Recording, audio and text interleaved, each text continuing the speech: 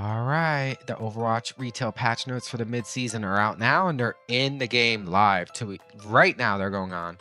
There's some, updates to the Conquest event finale, talking about what kind of loot you're gonna get and to participate, whatnot. There's a new arcade mode with the code right here, SHGYRQ for Emery 4v4.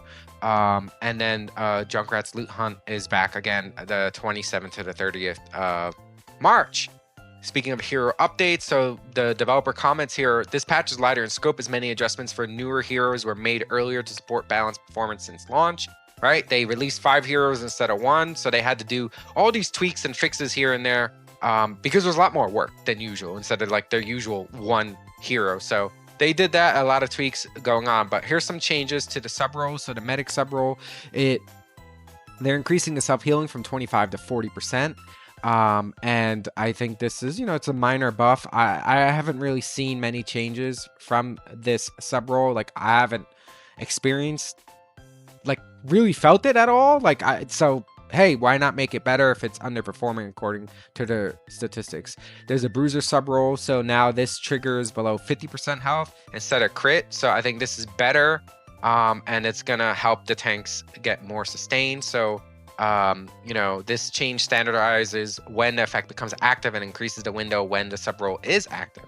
And then initiator sub role, it no longer triggers while at full health. So sometimes you would, it would trigger your full HP and you start getting healing for 75, and then it goes on cooldown, I think for like 6 seconds or something of that sort. Now that doesn't happen anymore and only triggers when you aren't full HP, but the healing has been reduced from 75 to 60. So minor tweaks there. Tank Diva is absolutely broken, especially at higher elo. I see her played and in masters and GM games. I see her banned almost all of the time. Just basically her boosters right now are broken. I think she has that perk, but now they're decreasing her boosters from 3.5 to 4 seconds. So this is more so like if you go and dive in now, you're gonna get punished a lot quicker than before. I think that half second is a little bit better. It's a little bit of a nerf, but it's better for people who are dealing against her. It's very hard to peel for the Diva. Hazard's getting his sub role move from stalwart to initiator. I think this fits his role more and may make Hazard better. I don't think his win rate's all too great right now, and I think this means like he's gonna get more sustain and get more HP and be able to live and fight longer, which I think is better for tanks in general.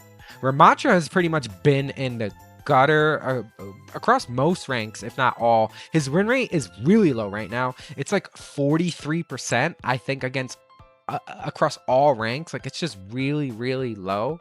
And he needs some changes. So he's having some changes to Void Barrier in 5v5 only that I'm talking of. His cooldown is reduced from 13 to 12 seconds, so maybe giving him a little bit more sustain there for his barrier, have that shield up longer, which is a decent buff for him. And then his annihilation damage per second increased from 30 to 35. Once again, another decent buff. This might make Ramattra a bit more playable now, but we'll see. And Roadhog's another tank that's kind of been suffering a little bit with his win rate as well across all ranks. And, they're increasing his damage per pellet from 6.5 to 7. So trying to give him a little bit more damage, and we'll see how it plays out. Maybe make him a little bit more viable as well. Some of the DPS heroes, which don't really tend to fare too well right now. Onran is one of them, and they're changing Onran's movement abilities to improve her Infernal Rush's fluidity and traversal options while the ability is active. Now Infernal Rush will automatically climb over small ledges. So I don't know if you've played her and you used her Infernal Rush. If there was a small ledge, she would kind of get stuck there, and there's really, like, you can't move around it. Now it just automatically climbs over a small ledge, not a large one, a small one. And the jump height while active is increased by 20%. So this will make her a little bit more mobile. And since she's kind of like an all-in dive-in hero, I think this will make her a little bit more viable. But I don't think it will address the issues with her right now. But very minor buffs. Emery is another one who has a little bit of a lower win rate. Now they're reducing the delay before Altered Vitals triggers allows it to activate more reliably when disengaging. So Altered Vitals, time before trigger reduced from 4.5 to 4 seconds. I think he has one of the best ults out of the newest heroes. Personally, that's what I think. But yeah, he's very vulnerable, and they're still trying to tweak him and see where it goes. I don't think he should get all too much changes, but this is a very minor tweak and buff to Emery. Vendetta is just, man, her playstyle is just balls to the wall, dive in and delete your backline. She's just so strong. She's banned so often too, and you're still trying to tweak her. I just think that her kit is just so good that it makes it extremely difficult to balance this hero. So they're changing some of her minor and major perks. So Raging Storm minor perk is being moved from major to minor. The damage per spin is being reduced from 35 to 30, so it's slight tweak and nerf there. And Siphoning Strike major perk moved from minor to major, and overhead lifesteal increased from 30 to 40%. So more so just like a tweak to her perks, and very slight minimal nerfs and quality of life changes for her, and maybe not make her as strong. Iari is another one who's really strong, but has a really low pick rate. But in higher elo, when she is played, she is extremely oppressing and very good. Her higher elo win rate, like Masters through GM and Champ, is like above 55%, I think, at this moment. So really strong. So she's been delivering strong healing alongside with strong damage, right? Offensive pressure.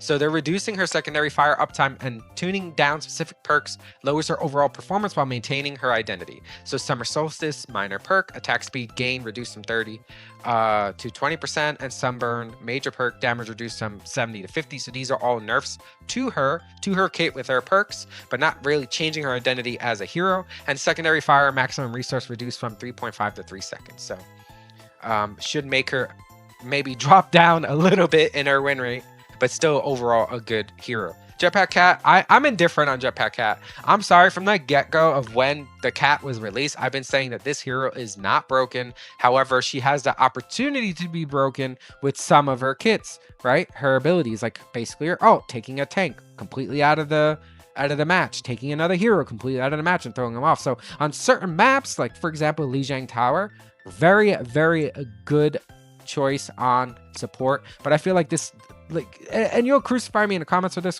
people say the cat's broken, she's banned like almost like 65 to 70% of games. I just don't think the cat is that great. I think it's like a mid-tier kind of hero. But once again, they're nerfing her, and they're removing her territorial major perk, and the claws out major perk it's getting moved from minor to major.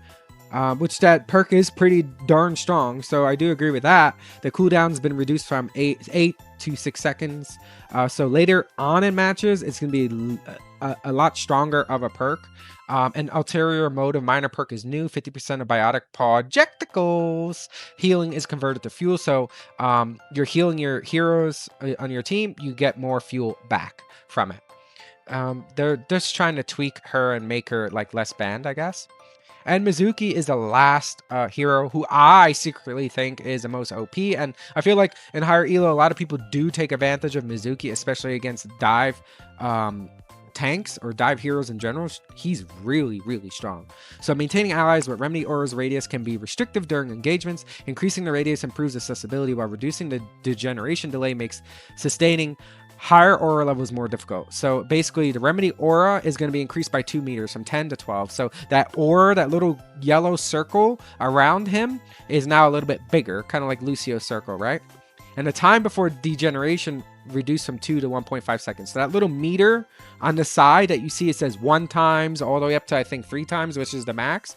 It's going to start to go down if you're not healing anyone or doing any damage 0.25 seconds quicker. So you know, I think overall this is a pretty decent buff for Mizuki. But yeah, there's some stadium updates that they're doing. I'm not going to go through it. You could read the patch notes. I'll link them in the video below. This is more so for like the hero updates and the changes to them. And then there's bug fixes here and there. So did this video in 10 minutes or less. If you haven't already, please subscribe to the channel. You can click the button down below, hit a like, comment. Let me know in the comments who you think is the strongest hero coming out of this patch. My personal take, I think Mizuki is the biggest winner here. And of course, you know, Ramacha is probably a second. God, we love Ramacha. Give him a skin, please. Give him a skin, Blizzard. Anyways, as always, take care.